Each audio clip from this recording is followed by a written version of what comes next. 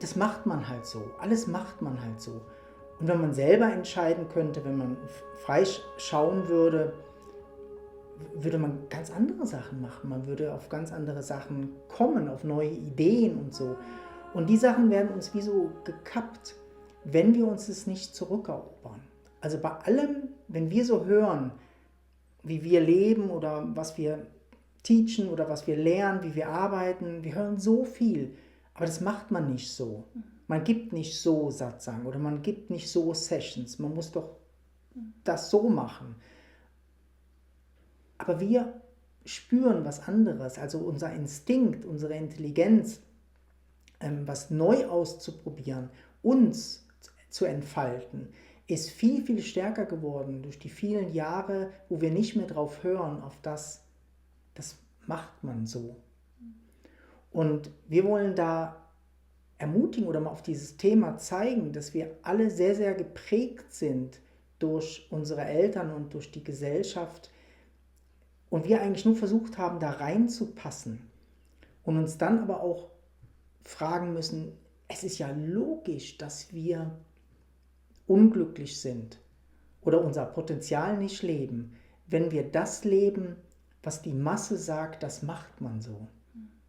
Ja, also wir haben gelernt, auf diese kleine innere Stimme, die früher viel stärker und größer war, nicht zu hören, die nicht zu beachten, über die drüber zu gehen. Und dann ist es auch kein Wunder, dass die auch manchmal nicht mehr zu uns spricht. Also wir haben dann das Gefühl, wir wollen unsere Vision finden im Leben. Wenn wir merken, wir sind unglücklich und wir wollen was verändern, dann wollen wir unsere Vision finden oder unseren Sinn im Leben oder vielleicht eine neue Richtung. Aber wir haben diese Stimme in uns zugebuttert. Also wir haben sie selber nicht mehr, also weil sie von außen nicht sein durfte, haben wir ihr auch keinen Raum gegeben. Wir haben dann das Gefühl gehabt, das ist falsch. Und dann leben wir dieses angepasste Leben und merken schon diese Leere in uns, aber wir finden das dann manchmal gar nicht. Ne? Und deshalb ist ja auch so hilfreich, in die Stille zu kommen, ob mit Meditation oder mit Körpersessions, wirklich wieder zurückzukommen zu diesem zarten, wie hast du es genannt, so eine sensible Stimme oder Pflänzchen. Ja, also ein starkes Pflänzchen, aber eigentlich so diese Verletzlichkeit oder Feinfühligkeit, ja genau, zu dieser Feinfühligkeit eigentlich wieder zurückzukommen. Ne? Die Gesellschaft sagt dir, nein, ja nicht zu feinfühlig sein, das macht man halt so. Wir arbeiten halt alle 8 Stunden am Tag oder wir machen auch, dass wir alle arbeiten zwischen montags und freitags und dann Mittagspause haben und dann, also wir machen, die ganze Zeit gehen wir eigentlich gegen unser Innerstes. Vielleicht würden wir lieber am Abend arbeiten oder nur 60% oder 70% arbeiten. Oder wir würden lieber am Wochenende arbeiten. Ja, ne? Also es würde ganz anders sein, wenn wir auf diese innere Stimme hören würden. Oder wir würden oft auch leichter Geld verdienen. Also weil wir auf neue Ideen kommen würden. Wir würden andere Freunde suchen oder Beziehungen suchen, wenn wir auf diese innere Stimme hören würden. Und nicht, das macht man so. Man macht so, dass man heiratet und Kinder bekommt und ein Haus baut.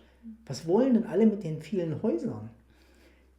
Zum Schluss leben alle alleine in diesen langweiligen Einfamilienhäusern, die gebaut werden und so, wo man anscheinend als Ziel sieht, ein Auto zu haben und ein Einfamilienhaus zu haben und einmal im Jahr in Urlaub zu gehen.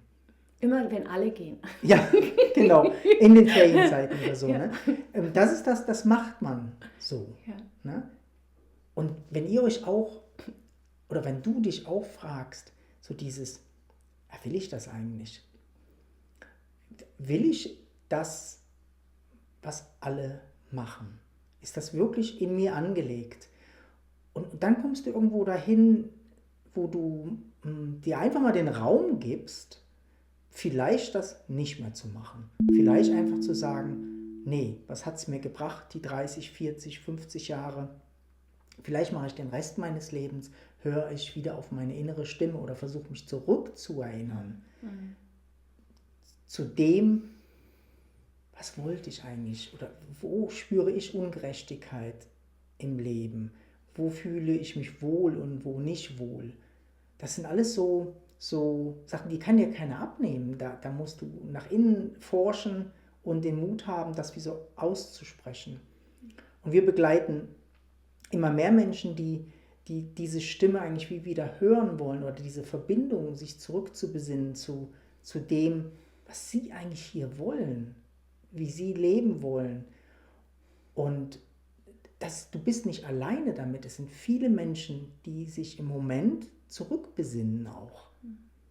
Ja, oder merken, dass sie einfach, dass das nicht für sie stimmt, das immer zu machen, was so vorgegeben wird und was immer alle machen und das Gefühl haben, das ist das einzig Wahre.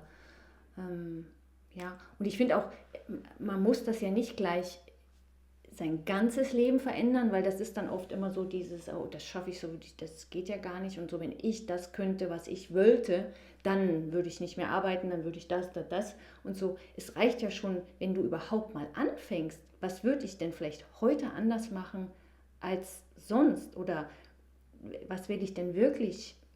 Was würdest du? So mit Kleinigkeiten mal Ja, anzufangen. einkaufen zum Beispiel. Ja. Was möchtest du essen? Ja. Also worauf habe ich wirklich Appetit? Was ist das, wenn du den Körper fragst, was der tatsächlich will oder gerne möchte? Und nicht diese Ersatzbefriedigung vom Mind, der dich einfach zubuttert mit Sachen, die du alle gar nicht brauchst und oft gar nicht willst. Ja, und weil manchmal ist ja auch, ich will einen Spaziergang machen, statt auf der Couch zu liegen. Ne? Also das heißt gar nicht so immer dieses, ja, ich will eigentlich immer nur mich füllen oder so, sondern das sind manchmal auch unbequeme Sachen, wo vielleicht in dir du merkst, eigentlich hätte ich schon Lust, mal das und das auszuprobieren oder auch wenn das vielleicht anstrengend ist oder neu ist. Sicher, ja. Ne? Die Leere kommt oft nur, weil die Erfüllung auch nicht da ist. Die Leere kommt, weil es hohl ist, weil es dich nicht bewegt, du nicht so lebendig dich fühlst. Sobald du eigentlich in eine Richtung gehst, wo du begeistert bist, ist eine Lebendigkeit da, ist eine Freude da, in die Richtung zu gehen, auch wenn es anstrengend ist. Ja? Und das ist was, warum musst du stoppen zu arbeiten, wenn du arbeiten willst? Warum darfst du nicht Ferien machen, solange wie du willst, solange wie du es dir finanzieren kannst? Warum müssen wir diese Norm gehen? Warum musst du den spirituellen Weg gehen? Genau so musst du den Weg gehen oder so. Dabei ist jeder total individuell. Also wir können das nicht festmachen, wie wir zu leben haben. Ja, das ist so wichtig. Ja, wir könnten 1000 Beispiele da bringen. Und wir merken immer mehr, wie wichtig das ist, sich um das zu kümmern. Weil das ist der Hauptgrund oder einer der Hauptgründe, warum wir so unzufrieden oft sind im Leben. Und und das ist mega schön, sich darum zu kümmern, weil du merkst, da kommt was also dieses Neue ist oft diese alte Stimme in dir, die plötzlich wieder zu dir spricht und die plötzlich wieder losgehen will und vielleicht irgendwas verändern will oder anders machen will oder richtiger oder mehr in Einklang mit dir. Also eigentlich mehr in Einklang mit dir. Und die kannst du finden, indem du dich fragst, was möchte ich eigentlich, was fühle ich, wie fühlt sich mein Leben an? Wenn ich nicht auf die Stimmen hören würde, das macht man so. Man macht das so, dass ich für die Rente spare, die ich vielleicht nicht mehr bekomme. Wenn ich pensioniert bin, ab dem und dem Alter, dann fängt mein Leben an. Dann reise ich. Dann reise ich oder so. Ne? Ja. Wir haben so viele Ideen und Konzepte kommen von außen und so und wir verkümmern eigentlich wie so immer mehr. Deshalb frag dich mal und schau, ob du diese zarte Stimme in dir wieder aktivieren kannst für was du empfindest in deinem Leben. Und schau, was das mit dir macht, wenn du anfängst, auf die zu hören. Und selbst wenn es nur ganz kleine Sachen sind, die du umsetzt oder veränderst oder lebst, was das macht mit dir. Und wenn du merkst, es gibt dir Energie, wenn du merkst, es gibt dir Freude, wenn du merkst, es gibt dir so ein Erfülltsein-Gefühl oder auch manchmal ein Gefühl von Verbundenheit mit dir selber oder mit anderen, dann merkst du, dass du auf der richtigen Spur bist. Weil es fühlt sich mega an, auf das zu hören und mit dem zu gehen. Also es ist wirklich spürbar, dass sich das in dir anders anfühlt. Und dafür brauchen wir diese Feinfühligkeit, weil wir das dann fühlen. Wir fühlen, wow, das war jetzt, das war vielleicht anstrengend, aber es hat sich super angefühlt. Ja. Und wenn du Hilfe brauchst, um vielleicht irgendeinen Glaubenssatz von dir aufzulösen, der wie so stark da ist, melde dich gerne oder schreib uns rein, was so die Glaubenssätze sind, die du vielleicht schon aufgelöst hast, wo vielleicht dann auch wieder andere Menschen inspirieren, da tiefer zu gehen. Ist gut, ne? Mhm. Alles Liebe wünschen wir dir. Bis zum nächsten Mal. Tschüss. Tschüss.